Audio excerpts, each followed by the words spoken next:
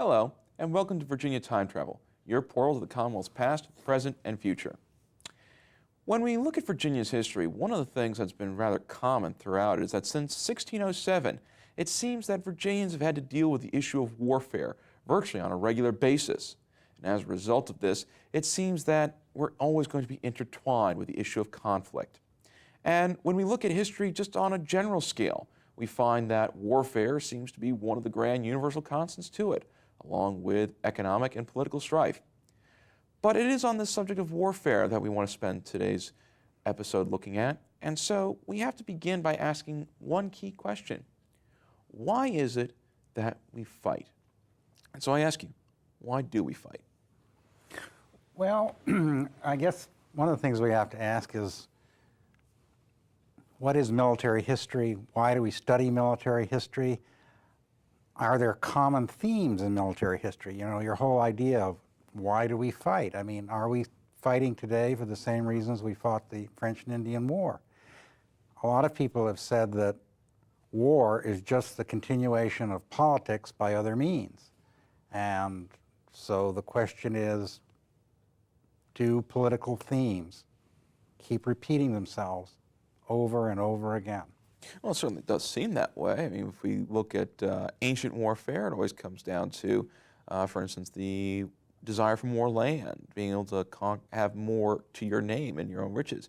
Even in today's world, we find that why do nations go to war? You want to add on something to yourself, add on to your riches. And so certainly there is a desire for more. That's something that's there. Well, certainly in the French and Indian War, I mean, it was all about economics. I mean, England and France were battling over scarce resources. You know, who was going to control the fur trade? Who was going to control, you know, key arteries like the St. Lawrence? And, you know, you can draw a parallel. Who's going to control oil, or who's going to control whatever? Now, you take oil, for example. It only became an important resource in the 1920s. Before that, there were other things that were more important. World War I was largely fought by using coal. The British Navy was fueled by coal. And it was only after 1920 that oil became so important. And here we are less than 100 years later, and yet is the key to the geopolitical struggle of our time. And certainly that does seem to be one of the big key aspects. Of course, another thing I'll also consider about the French and Indian War, since we seem to be starting off on that point, is not only is there resource issues at hand here, but there's also the issue of the land and being able to get positioning onto your own opponent. Because for the French and the British, the Ohio River Valley was a key essential part. If you're England and you control the Ohio Valley, you're able to control moving towards the Great Lakes region. But if you're France and you take over the Ohio Valley, you're now moving behind the English and are basically hemming them in just along the coastline. And so I guess the real question is, what's more important? Saying that you control a region and therefore get the economics, or do you control the economics and then get the region? Which would you say is more important? Well, I think we lose sight, living, you know, in what were the colonies, of what was really important to the French and the English, which was really the Caribbean islands, the sugar islands. I mean, sugar was really the oil of its day. I mean, tremendous fortunes were being made in the sugar islands. And often the fighting in North America was just to capture places that could be traded at the bargaining table. And it's something in an age of total warfare that we don't think about too much. But in the 18th centuries, these were dynastic wars, and people were fighting wars and capturing cities and fortresses, knowing full well that they wouldn't keep them, but they would trade them later for something they really wanted. So they might trade them for a sugar island, which, you know, was where the money was and where the profit was. And certainly that does seem to be one of the great advantageous positions. Now, the French-Indian War, of course, is one of the smaller wars, and it's something that folks usually know in passing. But let's go ahead and discuss a piece of warfare that people really will know something about. Okay, let's think about, in Virginia, two major wars, of course, are always found. That's the American Revolution, especially towards the end in 1781 with the Yorktown campaign, and of course, the big one, the Civil War itself. And so, how would you say warfare between these two particular conflicts changed or evolved, or what would you say would be the differences between the warfares overall? Because in principle, it's almost the same thing. Well, in principle it is, but the American Revolution, a lot of people have said the Americans didn't really win the American Revolution. They just denied the British victory, and it was the French who actually won the war. If it hadn't been for the French Navy and the French Army, you know, that war would have taken a totally different direction. It might have extended, you know, for decades or centuries, much like Ireland did. The British really couldn't subdue this numerous people who were also well armed, and you know, the whole right to guns still stems from the Revolution. The English couldn't subdue the Americans because there were too many of them and they were well armed. But could they have actually beaten the British on the ground? Well, historians question that. Mm-hmm. Well, that's true too. You know, certainly the British, Great Britain, greatest military of all time. But what about the Civil War? If you really think about it, you've got Confederate and Union armies. Early on in the war, it's pretty much a dead heat, even odds. Well, there's a concept in warfare that comes from the great German military theorist Clausewitz about a center of gravity. And what you're really attacking is the center of gravity, which is that thing which makes people fight, and which, if you take that out, you've crushed their will to continue the fight. Sometimes it's the capital city. Sometimes it's the army. Sometimes it's the will of the people. Now, in the Revolution, you know, they kept beating the army, but you still had this angry populace who wouldn't give up. In the Civil War, the center of gravity appeared to be the armies, because as the armies got beaten down, and as the Confederacy couldn't find the materials and men to resist, they were crushed. And it was the very nature of the Confederacy, which was states' rights, this tremendous individualism, you know, we don't want government telling us what to do, even when it was life and death. So you had all of these soldiers going back to their farms, you know, no draft, inadequate ways to finance this thing. And so the very principles that were responsible for the birth of the Confederacy were also responsible for the death of the Confederacy. Jefferson Davis never believed that the Confederacy could be beaten because he thought it was like the American Revolution. You had this huge population. How could they be subdued? But their strengths became their weaknesses. And that's always something we have to consider, because when it comes to the United States, one of the things that's always pointed out about this nation is that it can be a sleeping giant, and that if the entire nation were to go ahead and go into a military economy, it would be a juggernaut because we could produce on a larger scale than some opponents. In fact, World War II, Germany would take upwards of a number of weeks to build one tank, where in the same period that they made one tank, we could produce about a dozen. Doesn't have to be perfect, but if you clog enough garbage, into the chute, eventually it's going to get clogged. Right. And so that does create a problem. Well, a lot of people think that the real Achilles heel of democracies and the way where you attack them is their will to continue fighting. Democracies have a very short attention span when it comes to war. They want it to be short and sharp. I mean, even in the Civil War, you had, you know, large numbers of people by 1864 ready to end the war and let the Confederacy be independent. You know, clearly Vietnam, Iraq, I mean, a lot of times it's, if you can sustain the war long enough, the democracy will just walk away. And a lot of people regard that as the center of gravity in wars against democracies. Well, the irony about Vietnam, though, is that support for the war never dipped below 50%. In fact, it only went down at its lowest to 60%. And that it was, some have argued that for Vietnam, it was just a very vocal minority which helped to go ahead and create this sense of the populace is against you. While most poll numbers show that the majority was still there just a very silent majority. Well, but as we know, in any conflict, it's always the noisy radical element that prevails. Even in the American Revolution, John Adams himself said only a third of the American people supported the revolution, a third were Tory loyalists, and a third were on the fence. So it was really up to that third who supported the revolution to make enough noise and intimidate the other third into swinging over towards the revolution.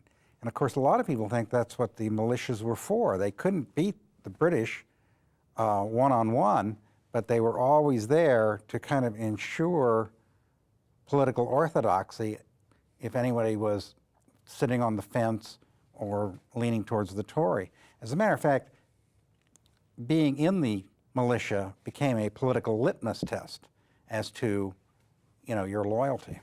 How so? Well, if you weren't in the militia, you became a suspect person. And so in the areas that were controlled by the revolutionaries, if you were trying to be neutral, well, then you were a suspect person. And this is what always happens when nations are polarized. People in the middle have to jump one way or the other because they just can't sit there and mind their own business. The radicals on either end won't let them. And so, in effect, when you have this middle populace being found in a tug of war, what's the best solution then? For who? Well, if you're that person in the middle who's being pulled left and right, so to speak, metaphorically. So pick the winner. Well, how can you choose the winner, though? That's the Wow, problem. that's your dilemma, because if you choose wrong, you've had it. They won't leave you alone, and if you pick the wrong side... You're certainly in a bit of a world of hurt. Exactly. And so, and that's really one of the big issues is the area you find yourself into a bit of a world of hurt because you never really know who's the good guy, who's the bad guy. Because when you look at warfare and you look at nations, they always seem to present themselves as the good guy. And so it kind of becomes very difficult. In the American Revolution, the Americans and the British both thought they were the good guys in their own respective ways. It's just that eventually one side had to slow down. But in other warfares, we notice that there is a sharp contrast between the good guys and the bad guys. World War II, prime example. It's very hard to argue that the Nazis really were, quote-unquote, good guys when you really look at everything they did. And so what do you think determines how history will record which side is supposed to be the side of good versus the side of evil?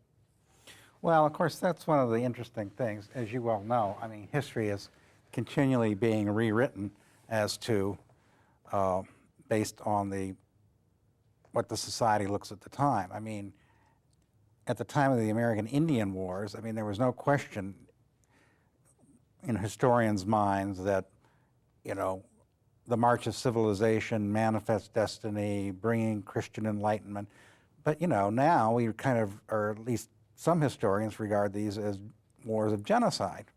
So obviously, this is kind of a relative term. Now, World War II obviously is often called, the good war because its moral imperatives are fairly clear.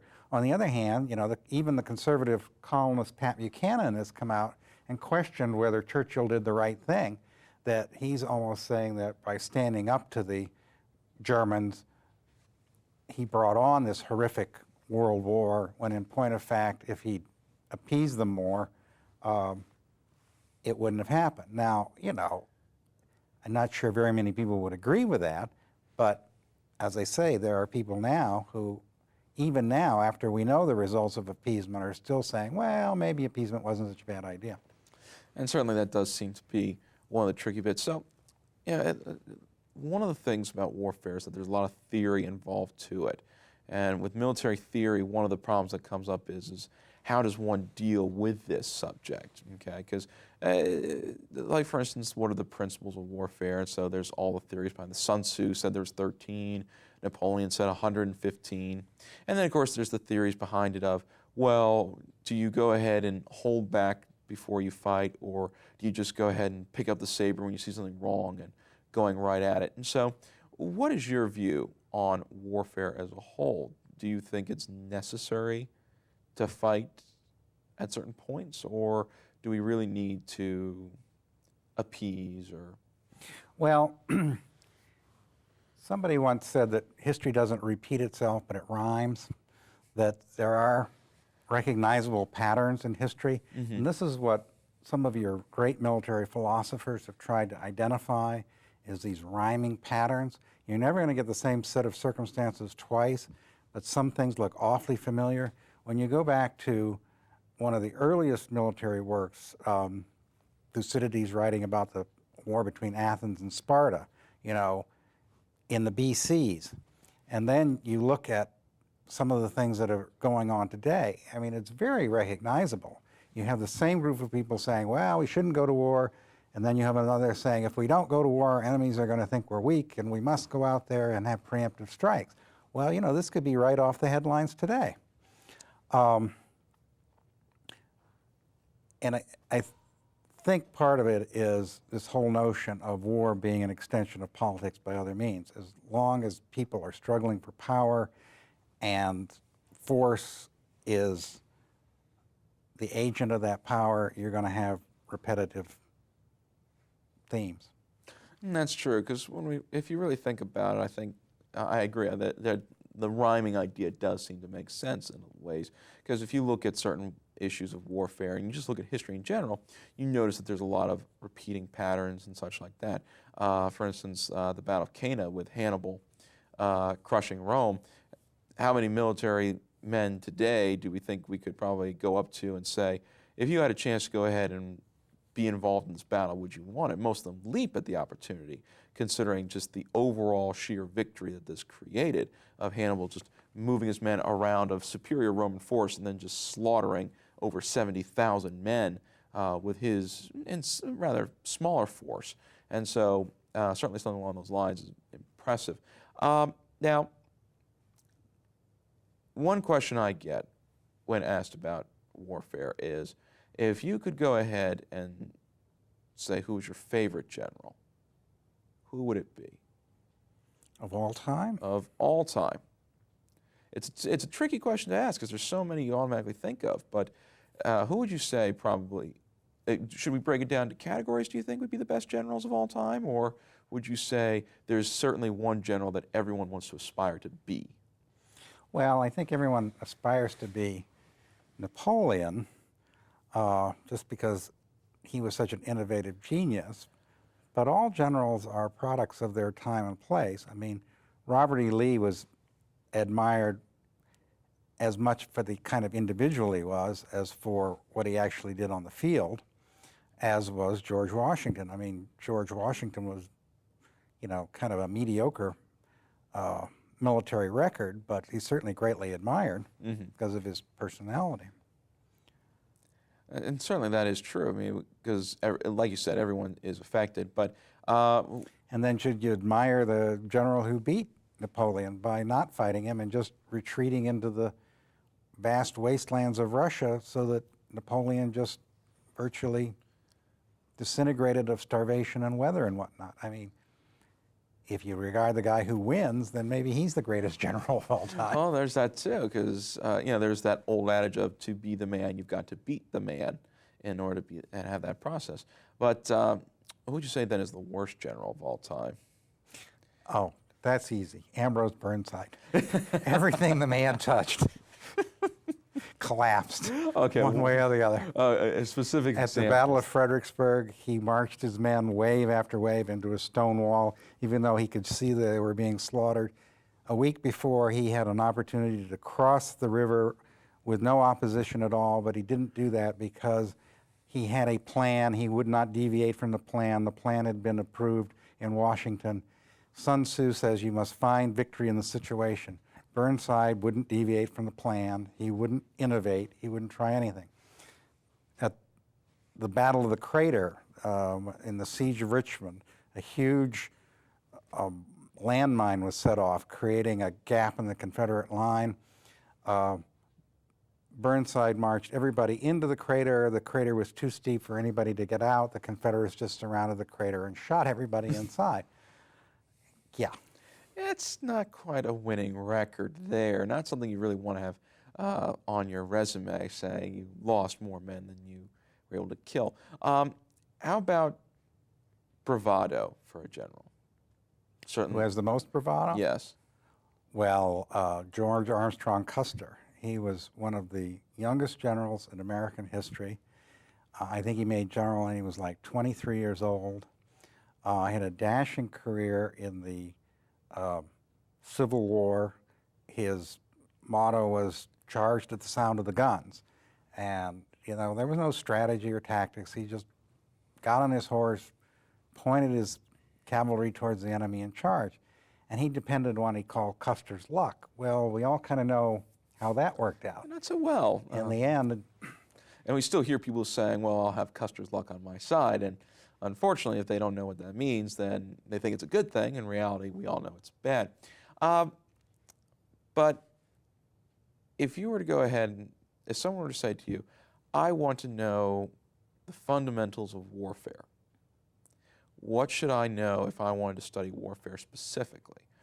How would you direct a person to say, if you read this or if you study this person, this is the way to go? well, I don't think that military historians really agree among themselves as to exactly what military history is. I mean, you know, we've talked about some of the broad principles. Colin Powell, for example, studying Clausewitz and trying to fix the lessons of the Vietnam War, said you need to know what victory is before you can achieve it. So know what victory is, go in with overwhelming force, and get out.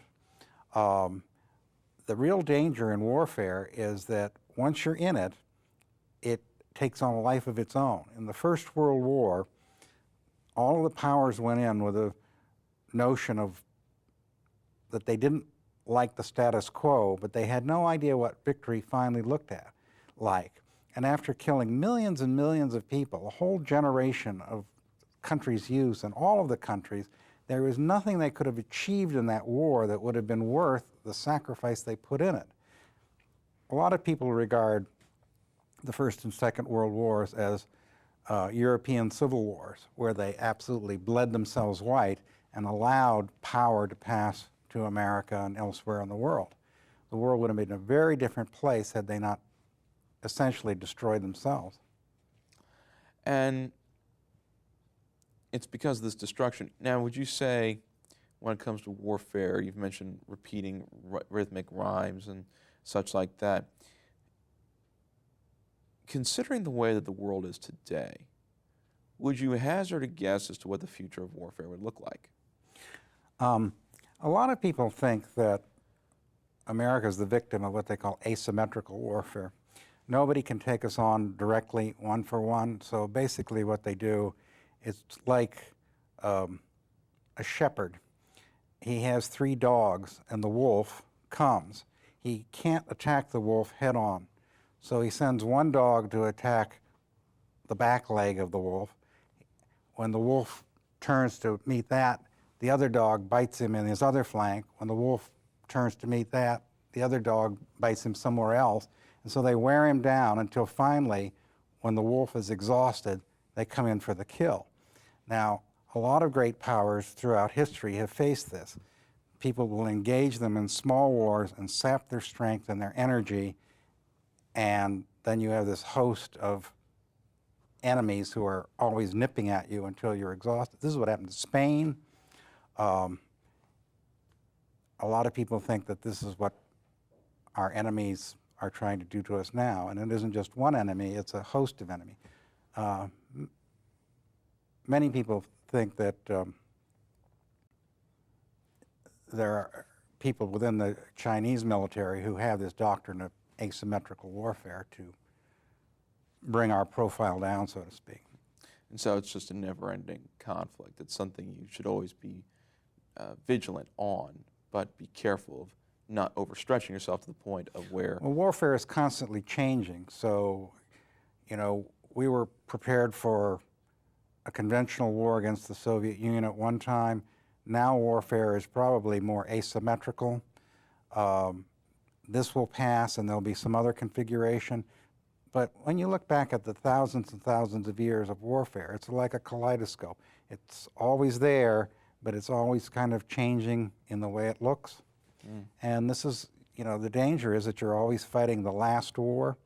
So, you know, the French built the Maginot Line after World War I to keep the Germans out. Well, the Germans came up with a new strategy, and this is what always happens. You're always fighting the last war, and your enemy's always coming up with a new strategy.